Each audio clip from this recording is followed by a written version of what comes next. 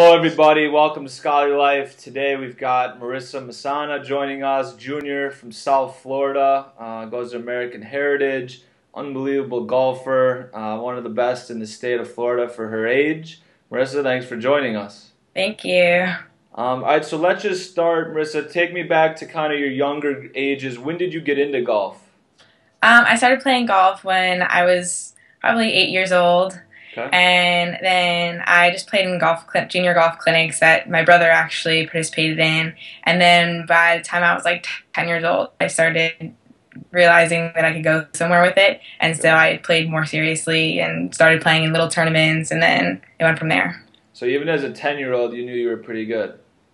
Yeah, I saw that if I practiced that I could turn into something, yeah. Okay, and did you play any other sports, or did you decide early on, okay, I just want to focus on golf?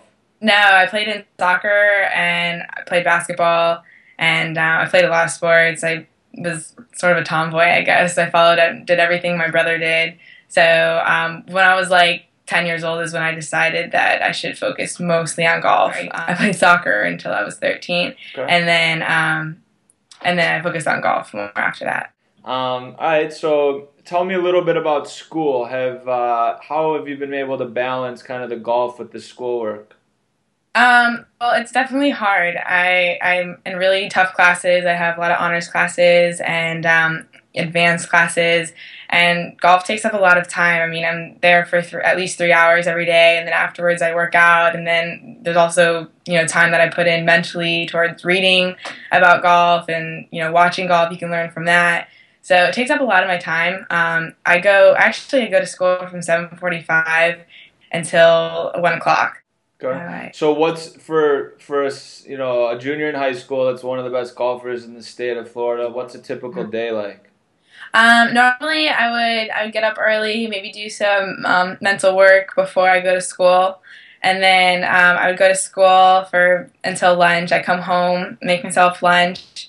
Now I'm actually calling coaches during lunch and talking to them before I go to the golf course.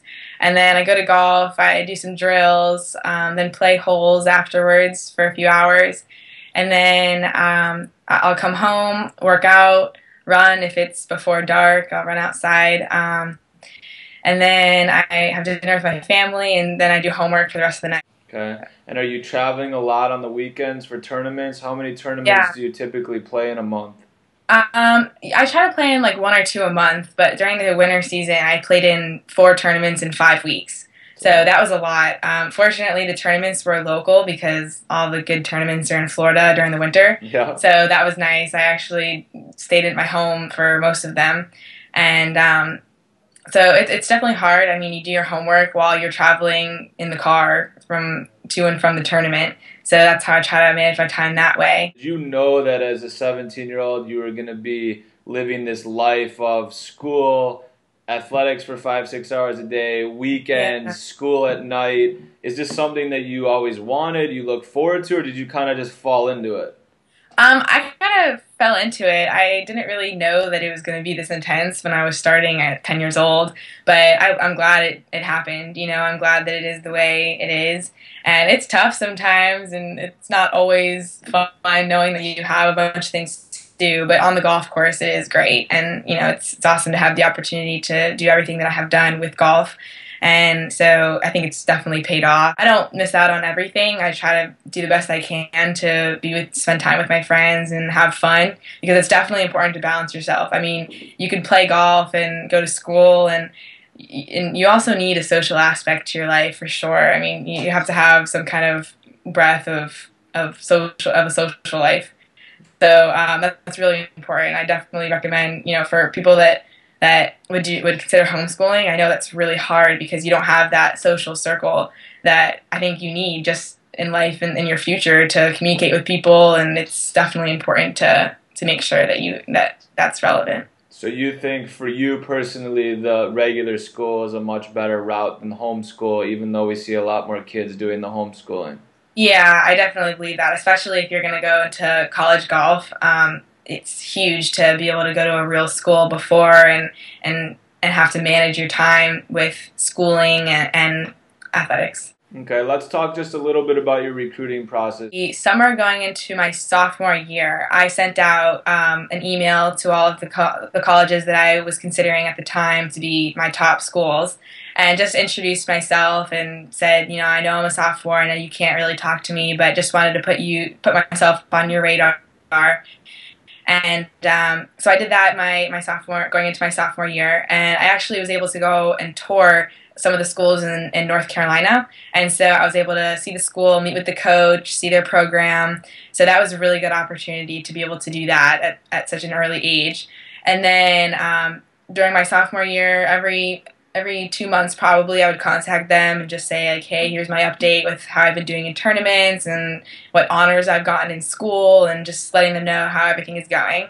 And then my junior year, then they would come and watch you at the tournaments.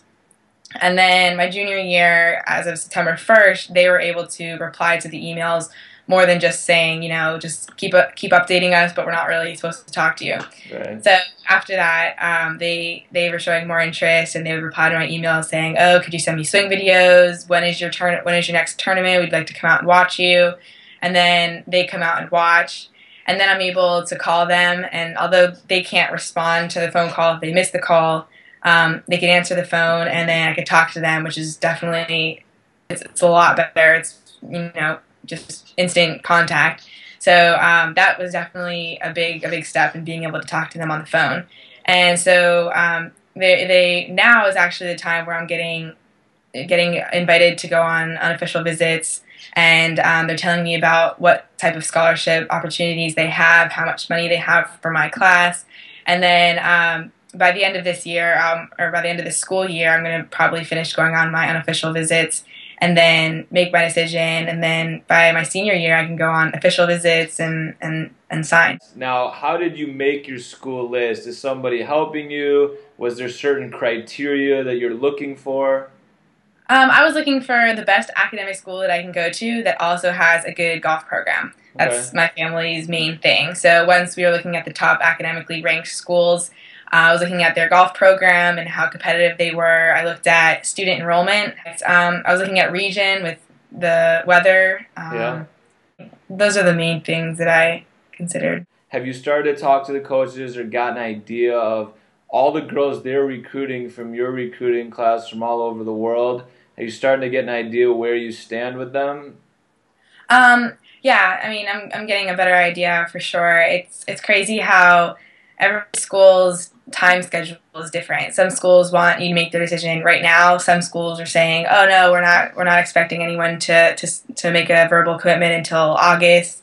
So it's definitely hard trying to figure out when I should make my commitment and not make it too soon, but also I don't want to wait too far along, because then someone else might get the spot before I do. Have you had a chance to talk with the girls that are on the teams at the schools you're looking at and really get to know them and kind of pick their brain? Yeah, I have been able to get in contact with some of the girls that I knew from before playing golf tournaments. At my last tournament, some of the girls that I was from the schools that I'm talking to were actually competing against me. So I introduced myself and said, hey, I'm talking to your coach. What do you think about your school? How do you like it? So it's great to learn from them, firsthand how they think the program works. We'll look forward to following your progress. Good luck with all of your visits and figuring out, the school. It sounds like you're going to do awesome. I really appreciate your time and kind of the insight you gave and kind of what your life's like. And we'll try and interview you again once you've committed. Okay, sounds good.